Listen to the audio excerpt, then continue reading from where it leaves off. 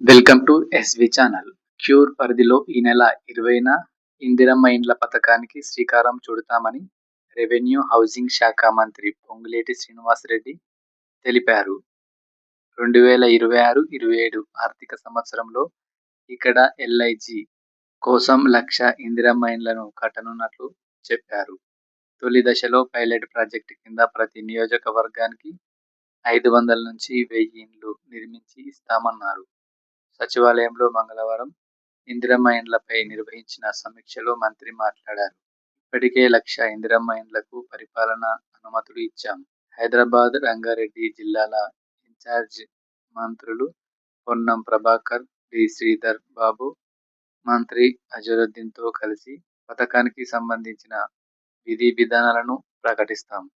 హైదరాబాద్, సైబరాబాద్, మేడ్చల్ మల్కాజ్గిరి కార్పొరేషన్ల పరిధిలో స్థలాలను గుర్తించాం. ఈ ప్రాంతాలను ఇప్పటికే హౌసింగ్ శాఖ ఆధీనంలోకి తీసుకుంది. ఎక్కడ ఎన్ని ఇండ్లు నిర్మించాలి, ఎన్ని అంతస్తులలో నిర్మించాలి, ఒక్కో ఫ్లాట్ విస్తీర్ణమెంత, భవనం ఆకృతి వంటి వాటిపై సీఎంతో చర్చించి 2-3 రోజులలో తుది రూపు ఇస్తాం అని పొంగులేటి తెలిపారు. ఎస్వి ఛానల్ లైక్ చేయండి, షేర్ చేయండి, సబ్స్క్రైబ్ చేయండి.